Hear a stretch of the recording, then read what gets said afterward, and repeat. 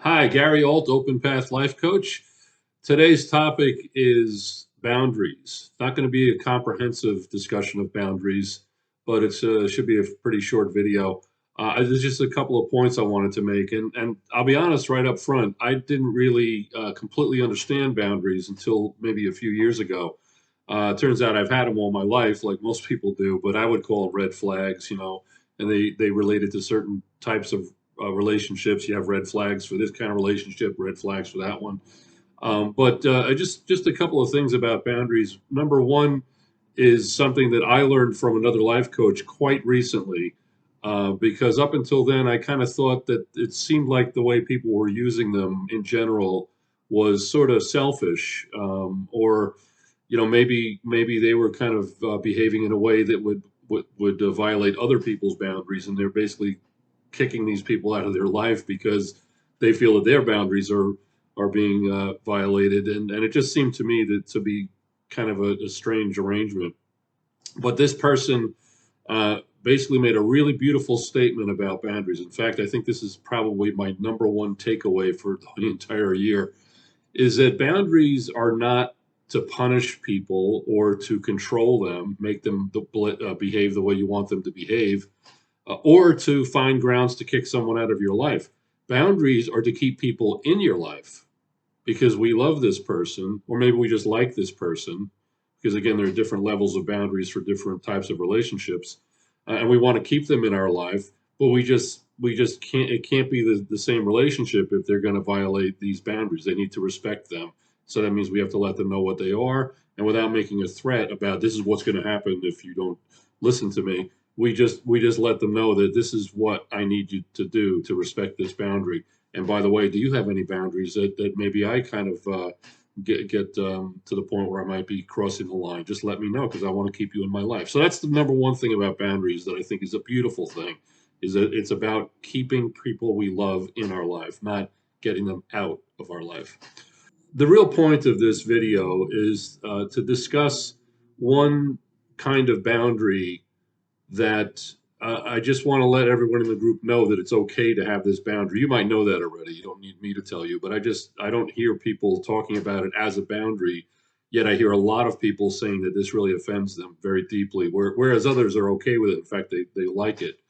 And that is, and by the way, I'm going to say that this is a boundary for me, but that's not the purpose of the video. I'm not trying to announce to the whole group that this is a boundary. I'm only going to really tell people why I have this boundary on a personal level where it's really important. So anyway, it is has to do with name calling. I personally don't call people names. I mean, to be completely honest, I might say that I some jerk cut me off on the road today. I might say that to someone, so I'm calling somebody a jerk. But I'm not justifying that. It's probably not a good idea.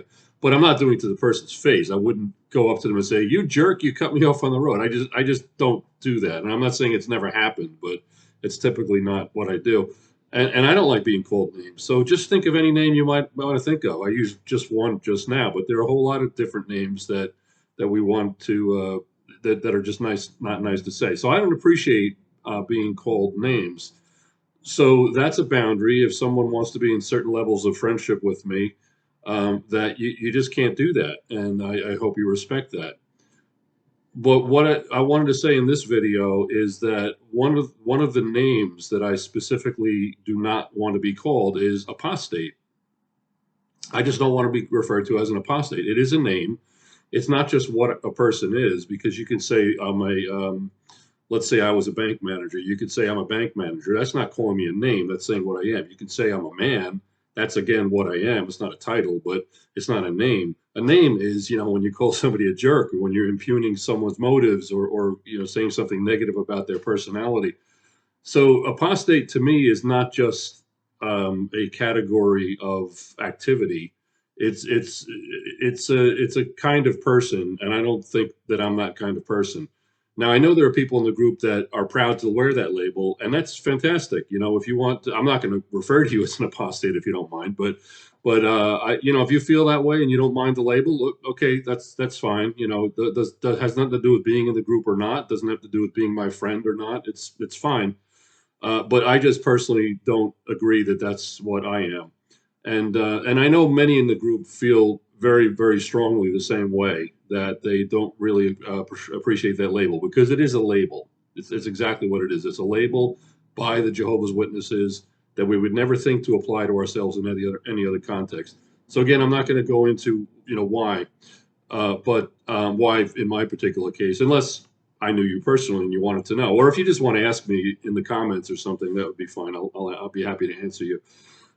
But so what I would say to someone who I felt that needed to know that, I don't, we don't go around saying, by the way, if you want to be my friend, these are the boundaries. Let me give you, let's sign this contract. That's not typically what we do. But if somebody seems to be kind of creeping up on that, this is what I would probably say. I would probably say, hey, I just wanted you to know that you're really an important person to me. I might say I love you, depending upon the relationship. You're really an important person to me, and I want to keep you in my life if at all possible.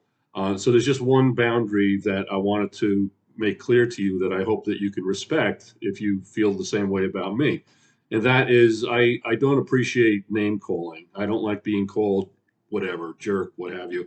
But I also don't like the label apostate. And if you'd like, I'll tell you why, but that's the way it is. So in order for our friendship to continue in this healthy way that I think it has, if you'd respect it, I'd appreciate it. And by the way, I don't really appreciate my friends being called that either, unless they're okay with it, but I don't like to see my friends, mistreated or verbally mistreated. So I would appreciate if you didn't refer to my friends that way either, which basically means, that's how I would explain it essentially. But this is back to you now, the audience. That basically means that referring to everyone in a group as an apostate is offensive, unless it's a group called Apostates of America or something. It's not everybody in the group wants to be called that, and so it's like, please don't do that, because it offends people, and it's been brought to my attention by a number of people that that's not something that they want to be referred to as, and it's a label, and they're trying to get past the labels, and the expression is lose the label. So that's all I wanted to say about boundaries. There's a whole lot more we could talk about, but again, I just wanted to make those 2 points. One, that having boundaries is a way of keeping people you love and like in your life, and that it's perfectly okay to have a boundary that includes not wanting to be called a label that has to do with the JWs. Thanks for watching.